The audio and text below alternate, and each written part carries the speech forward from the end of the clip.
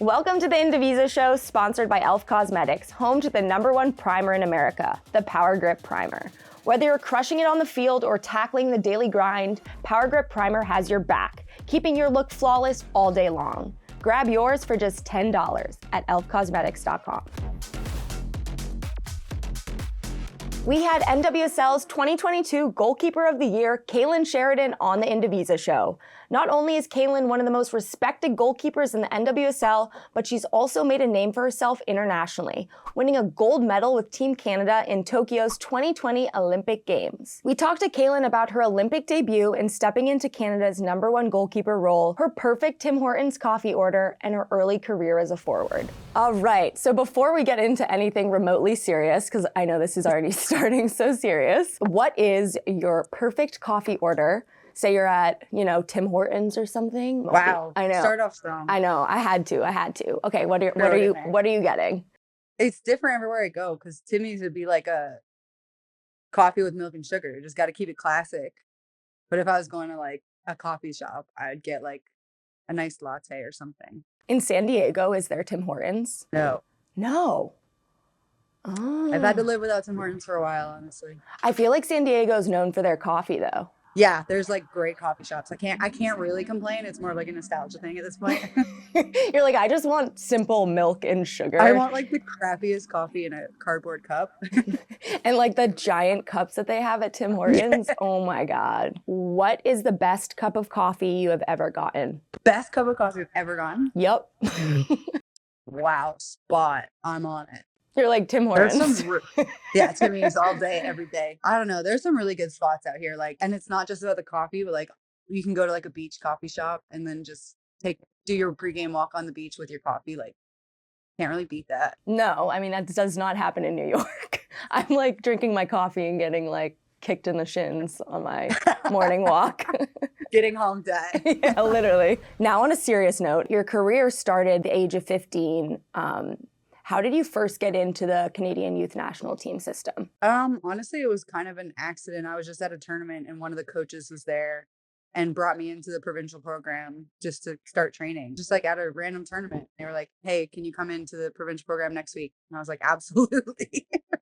Oh, for real? It was that simple? Yeah, well, they had like a selection camp coming up for like provincials. So they were like, it's this week or never, or like next year. So I was like, yeah, I'll be there. I went straight into like U16s. I think I was 14 or 15. I went into 16s and went to provincials, and that's how I got my first call into like national camps. So I was seen there. It kind of just all happened really quick. That's so cool. Well, how did you like first get introduced to the game? I was really shy, like painfully shy when I was like 4, 5, 6. And my parents were like, we need to get this kid out of the house. We need to get her like integrated with people. Exposure therapy. Let's throw you right into the mix. They were like, we need to throw her into the fire and just hope for the best. Tried like gymnastics. I did like swimming and all these things. And I was just very like, I was the kid on my parents' legs. Like, don't leave. But when soccer came, like they threw me into soccer and my dad was like, okay, I'll coach the first year. Yeah. Good dad. I just took off and I loved it. It just kind of like opened me up to a new world, kind of made me get out of my comfort zone. Were you immediately thrown into goal, like as a keeper? Because I feel like that's trauma. Okay.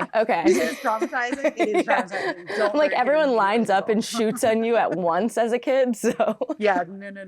Don't do that to your kids. So you started as a forward. I was a forward. I just wanted to run and score goals. It was really fun. And then a couple of years later, I got thrown into goal. But I actually kind of liked it, and I was a bit reckless. So they were like, you're kind of brave / stupid enough to go in there. And did you have a preference or? It was a hard decision. I really liked scoring goals and like being forward, but it was also really fun, like diving, and I kind of just fell in love with it. It stuck. I stayed in there. Never came back out.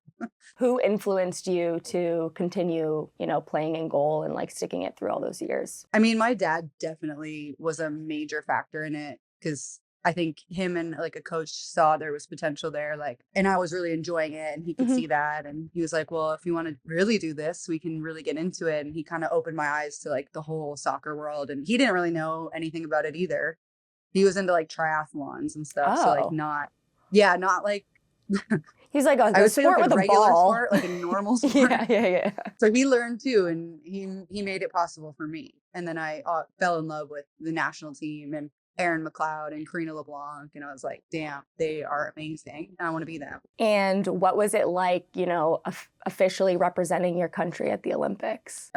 Unbelievable, man. It's like the best feeling in the whole world. Like you work your whole life up to that, and it's like what you want, and then to actually step on the field, I remember I was shaking. I was bet. shaking. Oh yeah, and it was like the middle of the game too, so there's no preparation. It's just like you get thrown into it. One of the things I find so interesting about goalkeepers is like so much of the game you're kind of just like alone. So much thinking. You're alone in your thoughts, you know, and it's like you can like go off your line and like try and be as involved as possible, but like you don't get the same banter that like the players on the field get. So like how do you like talk yourself into those moments or out of them? I mean, it's like a lot of training, and I'm still working on it because it's such a like it's literally all about the mental game, our position, and how like focused and strong you can be in it for 90 plus minutes. And I've definitely dipped a lot of times, and you get too low, you get too high, you can't really do that. You got to stay very even. But I also have like really great coaches and teammates and family that have helped me throughout the times where I've really struggled with that, because that can really change your perspective of the game, like whether you're feeling the love for it or not. And they've kept me really balanced on that. That's how we lose a lot of great athletes, man. Totally.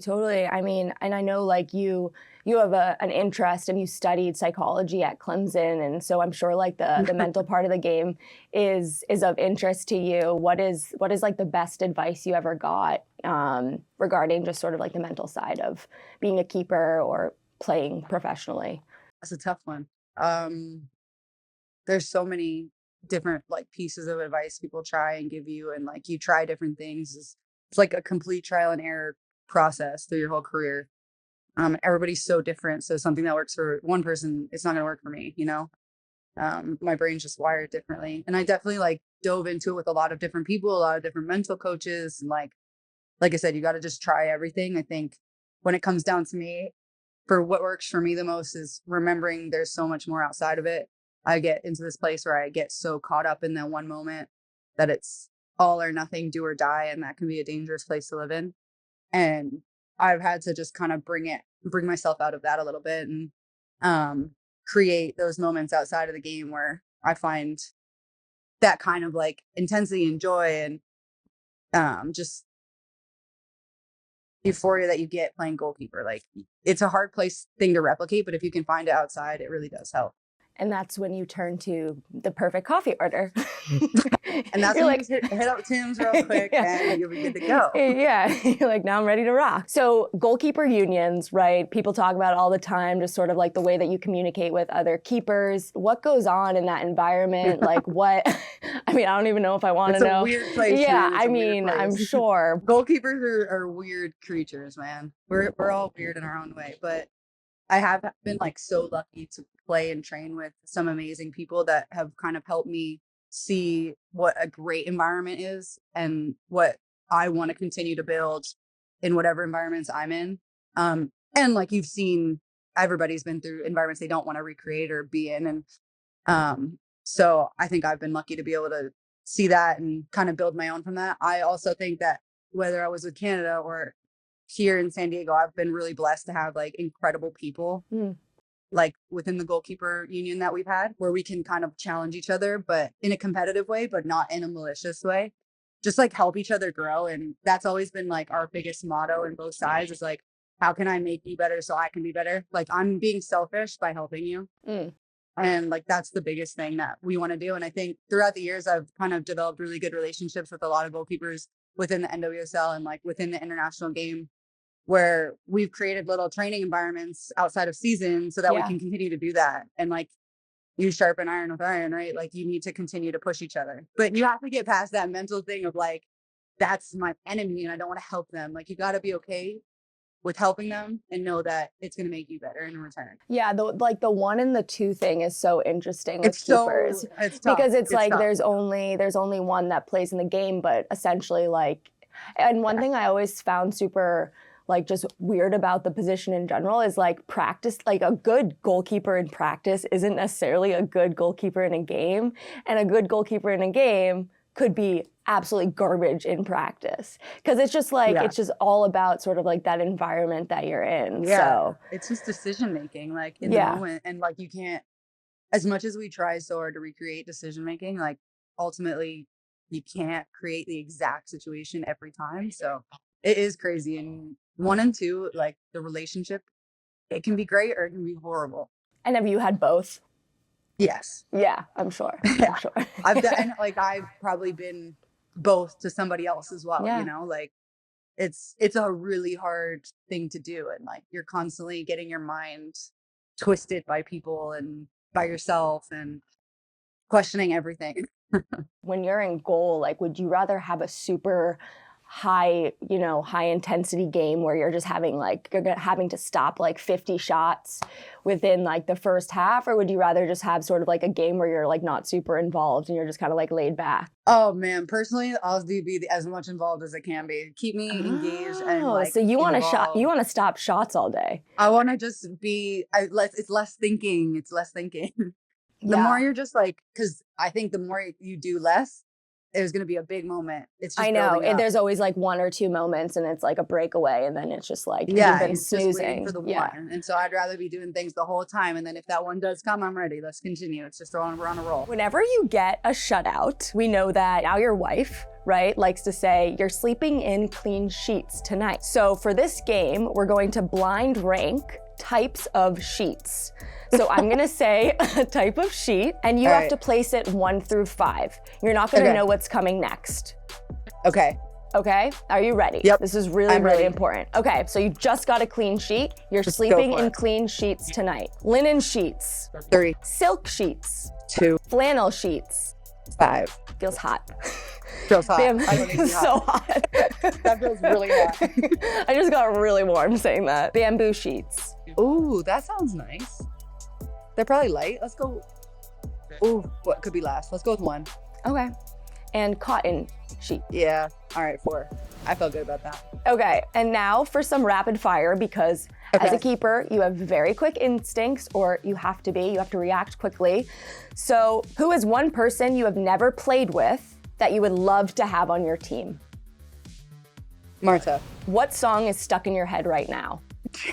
Like, no judgments. Yeah. It's like clapping monkeys. That's what I'm thinking. Literally. Who is the best attacker that you've ever played against? Sophia Smith. If you could eat 3 meals for the rest of your life, what would they be? Pasta, probably my grandma's ravioli, pizza, stick in the Italian category. I'm gonna have kava for dinner tonight, so some kind of Mediterranean. I love kava. Kava is such a I go-to. love it so much. What is your dream superpower? I feel like fly always comes in my mind right away, but also being able to like mind control would probably be way more effective and efficient. Ooh, that would be dangerous as a keeper. I'd be like, shoot it to the left. If you were hosting a New Year's party, what 3 people are getting the invite? Sinky, Michelle Prince. What kind of people? Any kind of people? Any people. Can I bring my mom? Yeah. I feel like everyone's gonna be so jealous that, that you didn't pick them for that. Who is the best defender that you've ever played behind?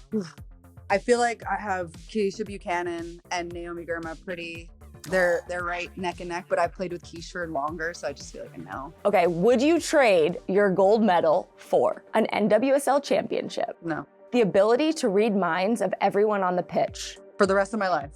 Yep. No. Keep that gold medal. Yeah, it sounds like cheating anyway. Sinclair playing 1 more season. Oh my God. On the same team as you. If I trade mine in, do the rest get to keep theirs? Yeah. All right, I'll do it. Oh, this is a sync moment. A World Cup trophy. Ooh, I wouldn't trade it. I'm just gonna try and get one. Yeah, good mindset. The ability to talk to Coda. Wow, that's pretty big. I'll give you the bronze one. That's so good. Here's the bronze medal. Now I'm gonna go talk to Coda. Yeah, you can have that one. Hi, I'm Kailen Sheridan. I play for sandiegowave and Team Canada, and you can catch me on the Indivisa Show. Thanks for tuning in to the Indivisa Show, brought to you by e.l.f. Cosmetics. Don't forget to get an e.l.f.ing grip with the Power Grip Primer to keep your look dewy and hydrated all day, on the field and off. just for $10 at elfcosmetics.com.